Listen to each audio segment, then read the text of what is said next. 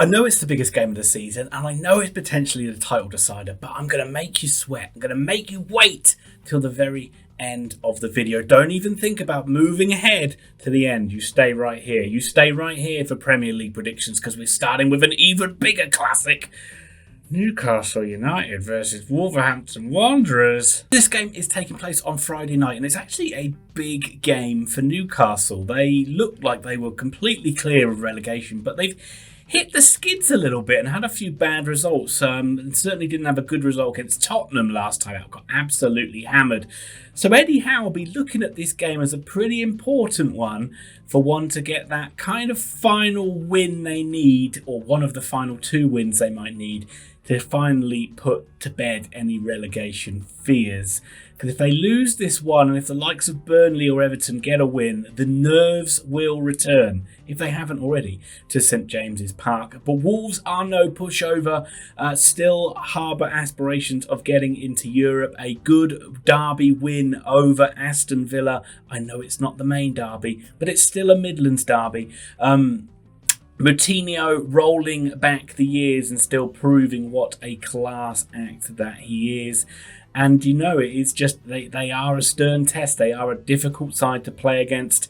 And it's a hard result to pick, really, especially because Newcastle's form hasn't been great in the last few weeks. And I'm going to be dull to start Premier League predictions, and no real fireworks out of the gate on Friday night. Although these Friday night games can produce some absolute crackers, I'm going to go for a bit of a stalemate. I'm going to go for Newcastle 1, Wolves 1. Everton versus Manchester United. Look, I know there's a big game happening between the other two clubs in Merseyside and Manchester, but this is huge. It is absolutely huge. It isn't that huge for Man U, but it is huge for Everton, who, away from Goodison Park, have been nothing short of a train wreck. They were 2-1 up against Burnley, and they have lost that game by 3-2 to Burnley, who never win. Wow, and that has put Burnley right on the coattails of Everton. They need a performance at Goodison this time round. If they don't, do you think they might sack Frank Lampard? It could be. He's had no impact. They could sack him and try and get someone in like an Allardyce to just grind them out over the line. It would be interesting, wouldn't it? Because there will be a lot of backlash if they lose this game. Will Ronaldo come back in for Man United? He was out with an illness, and as they played a very turgid 1-1 draw against Leicester City, a game which they should have lost. But you never know when Man United might turn up and put in a performance. I expect this to be an amazing atmosphere at Goodison Park before the game. Then when the game starts, I think it's going to get very nervy. I think it's going to get very edgy. And I don't think Everton are going to get anything. I think this is one where they expect a performance, and I think that the players will put in a good show at the start. But I think Man United get the opening goal, and I think these Everton players go to pieces, which they've proved time and time again. It is looking pretty desperate for them now. Man United probably aren't going to get top 4. But they look like they're going to get the main manager that they want, Ten Hag. That's looking likely as well. So for me, I think if you're not going to get in Champions League, you're better off just not getting in Europe whatsoever. So I think Man United should conspire to get out of the Europa League as well, because you're better off just having that Premier League season, which Arsenal have benefited from this season as well. But in this one, I think it's more wound, more pain, and a possible sacking for Big Frank, because I am going for Everton 0, Man United 2. Arsenal versus Brighton and Hove Albion. Arsenal must win this game. They have to win this game. They were awful against Crystal Palace. Every so often you think Arsenal have cracked it, and you think that they finally are not going to be the cowardly weaklings that they have shown, or the weak underbelly. And then inexplicably it just comes out. And it came out against Palace, a casual, lacklustre display, and they got well and truly hammered in that game by the Eagles. But they are coming up against a Seagulls side who just can't win. They couldn't even beat Norwich last time out. And if you can't beat Norwich, how good of a side are you? I do not care how good your first half of the season was. Your second half of the season is absolutely appalling, Brighton and Hove Albion fans. And this Arsenal side should roar back to victory here. I'm going to go for a nice, comfortable 3-0 win for the Gunners. Southampton versus Chelsea is the next one out. And this one really could be a win for Southampton. You could really see it. It's been a horrible week for Chelsea. What is happening? Are the off-field stuff starting to get through to the players? Are they starting to have that kind of looking over their shoulder and wondering where they're going to be next season? Because they got destroyed by Brentford. Brentford creating probably the greatest moment in their history. We'll get to Brentford, but they got beat 4-1 at home by Brentford, and you would think, wow, that's okay. They were just putting all their eggs in the Champions League basket. They've been, well, currently at the time of filming this, at the very dying embers of that game, they are losing 3-1 at home to Real Madrid. They've been absolutely Benzema'd tonight, and so looking like they have a mountain to climb in the Bernabeu next weekend. So how much focus and effort will be on this Southampton game? I wouldn't imagine very much. I wouldn't imagine Thomas Tuchel will play a very strong side. The league, as I say, they don't need to do much more in the league to get a Champions League spot. So it is just this Champions League game.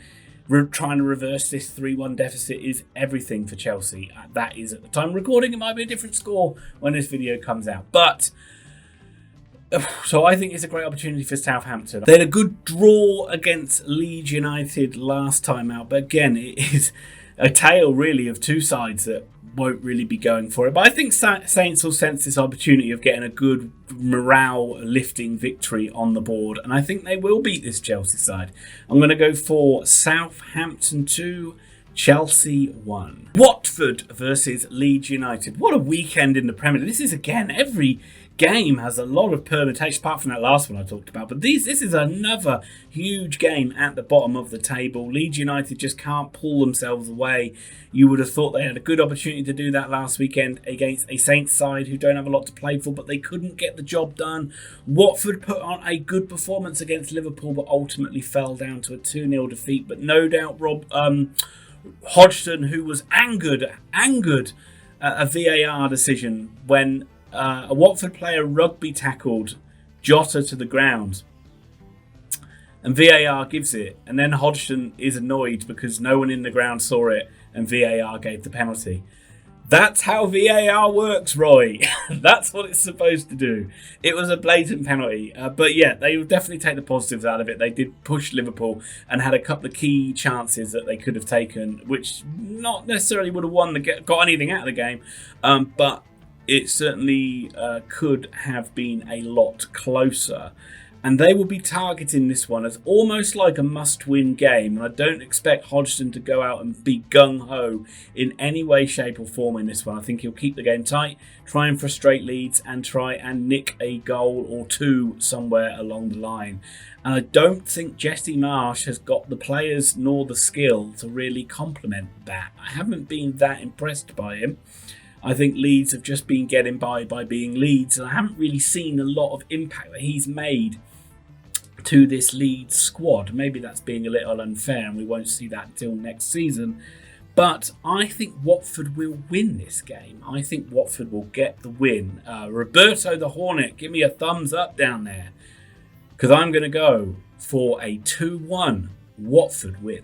Aston Villa versus Tottenham Hotspur. Well, this should be a win for Spurs, wouldn't you think? Spurs have been in great form there, and they've started to get the goals that their play has warranted. They were a bit sleepy against Newcastle, but when they turned it on, they really ran through them and won very convincingly. And they are turning up the heat in tracking down the Gooners, and actually do currently hold that fourth spot at the moment on goal difference. So a very exciting run-in, and Spurs have really pulled this out of the fire, really, in a battle between Spurs, Man United and Arsenal. Seemingly no one really wants that fourth place spot, but Spurs are certainly turning their form around at the right time of the season. Villa, again, a very lacklustre performance. Not really much to show from them. We didn't talk about a good week for Villa for England with Mings and Watkins scoring goals, but not really too much to play for. And it seems like Villa just sort of go through the motions, and then Gerrard gives them a bit of a kick in at half time, and they come out and play a bit better in the second half of games, but ultimately haven't come away with a lot recently. And I don't think that they're going to come away with anything here. I think this is going to be similar to what Arsenal did to this Villa side. I think Spurs will get a lead and Villa won't be able to come back at them. And I'm going to go for Aston Villa 0, Tottenham Hotspur 1. Brentford versus West Ham United. Let's just give Brentford a little round of applause. What a win. What a win for Thomas Frank and his boys. What a win for the fans. Is that the greatest win in Brentford's history? If there are any Brentford fans watching this, let me know of a better win you've ever had. Isn't that what football dreams are made of? Could you imagine Brentford fans 10 years ago thinking they'd go and beat Chelsea 4-1 at the Bridge? A wonderful, wonderful result. Christian Eriksen has, well, and now even Tony as well. I gave him some jip last week, but you know, you can't deny the difference that him coming back from injury and Eriksen has made to this team. They seem to be the only two players I'll talk about for Brentford. Here's another one, Ethan Pinnock, had a good game as well. There you go. But really, the story is all about Eriksen, really, isn't it? I mean, what just amazing fairy tale Hollywood style script that he is writing for himself in his comeback, and long may it continue. But I don't necessarily think this is a game they will win. I think West Ham are obviously a lot in a better place than Chelsea necessarily are, even if they're not in a better place in the league. But we will see what West Ham have got left in the tank after no doubt a difficult trip in the Europa League. So actually Brentford could finally just get that final last win they need to secure any lingering doubts of relegation, which I don't think they're there now. I mean, they've done so well over the last few weeks, but it's a tough test. But I'm actually going to think Brentford might get the win here, just simply off the back of West Ham being a bit knackered after the Europa League. I think it will take its toll. And I think that Brentford at home, good atmosphere in this London derby, and they'll censor another prize scalp. And I think they'll get it. Let's go for a Brentford 2, West Ham United 1. Leicester City versus Crystal Palace. This one should be a good game as well. I thought Leicester were really good against Man United. It wasn't a great game, but I thought they were the better side. And Maddison, personally, I thought it was a foul in the build-up for that Man United, for their second goal against Man U. So, but harsh for Maddison. It would have been a great moment for him, wouldn't it, to score that goal? But I thought generally Leicester played really well in that game and certainly deserved something out of it. This one should be another good game as well. Palace had that amazing win over Arsenal, starting with Mateta getting a goal, and then Palace just ran through them. The energy, the effort, the pressing that Palace put into that game was really impressive, and they just put Arsenal on the back foot right from the very start of the game, and they forced the mistakes and they took advantage of the mistakes. And a very worthy win and a great win for Vieira over his old club. I expect this one to be a good game though too. Two sides are just going to go for it, aren't they? Going to go be attacking. Put a lot of effort into the game. So expect a lively one on Sunday. But I actually think this one's going to be a draw. Let's go for, haven't done one of these for a while. I certainly haven't got one right for a while. But Leicester 2, Palace 2, a bit of a Desmond. We're getting there. I promise we're getting there. We've got one more game to go until the biggie, but this is no doubt a biggie as well. It's Norwich City versus Burnley. Big permutations at the foot of the table before we talk about a game at the top of the table. But this is really do or die for Norwich, and they've had a lot of them. They got a point last weekend against Brighton, but points aren't really going to do it for them, are they?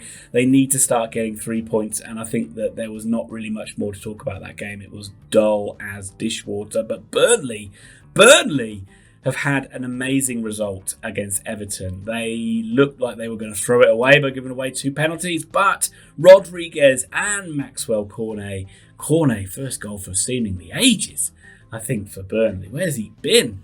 but a much needed win for the Clarets, and they will be looking at this Norwich game and thinking, if we can beat the whipping boys of the league, then we've got a great chance of catching Everton, catching Leeds. And I think they're going to do it. I think they are going to do it. It's difficult to see Norwich putting up much of a fight. I think that when the going gets tough, Norwich get going, and I think that Burnley will be too strong for them here. I'm going to go for a 2-0 Burnley win in a massive result, which again is going to heap more misery on Everton. I don't have a drum, so I can't give you a drum roll. So you can imagine the drum roll sound in your head. I could use a sound effect, but I'm far too lazy. But you know what time it is, folks. You know it's time for Manchester City versus Liverpool. What a super Sunday this should be. This is going to be hyped to the rafters. I'm surprised Sky aren't doing live coverage from breakfast time on this. Breakfast time on the Saturday, probably, on this game. These are the games that Sky Sports are seemingly built for. But this feels like... I know there's still a lot of games to go, but this feels like this could be the one that decides it. And why that is because I don't see Liverpool dropping any other points other than potentially in this game. They have been so good and so good at finding wins that for me it's just hard to see any side stopping them apart from Manchester City. And I think it's really important that Man City do not lose this game. And that is a stupid understatement, I know. But I think that if they open the door for Liverpool here to run through, you won't catch them. So Man City have to be tight and cautious and alleviate any mistakes, because a draw for City isn't bad here, and I don't expect this one. This one is going to be hyped to the rafters. I don't expect it to be great. These games are never really great between Liverpool and Man City. There's a lot of cancelling each other out. There's a lot of edge. There's a lot of two sides that don't really want to make a lot of mistakes, and it usually comes down to just a couple of key incidents. So from a betting perspective, I wouldn't be betting a lot of goals in this one. You would love it to be like a real Newcastle Liverpool back in the day, like a 4-3. But I just don't see that happening. City, they both came through difficult-ish ties in the Champions League. Liverpool had a great win against Benfica. Man City found a way to win against an Atletico Madrid side that basically just put 11 behind the ball from the start of the game. So you've got that contrast in style. You've got the way City like to control the game through their possession. You've got the way Liverpool are very much blood and thunder. Get the ball down, get it forward quick, get balls into the box, try and cause problems with their pace on the turnover. Whew. Who'd you money on? Who's your money on? Look, I know we've got Liverpool fans, namely Josh Koska in the comments, who won't like me saying this, and I'm sorry, Josh, but I have to back Man City. And it's through no other logic than the fact of that is who I want to win the game, and that is who I would like to win the league. But this one really could go either way. But I am going to think Man City win it. I'm going to go for a narrow 1-0 Man City win. Maybe a Mahrez penalty to lay to rest those ghosts, which he may have laid to rest already, but all I can think about is that one he blazed over the bar a few years ago. But Man City 1, Liverpool 0 is the one I'm going for that title decider. That will do it for Premier League predictions for this week. Thank you very much for watching. Leave your comments down below.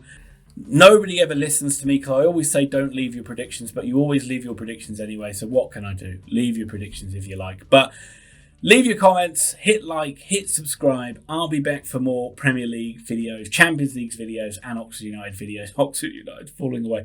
But anyway, I'll be back for more of that. Thanks for watching. I'll see you soon.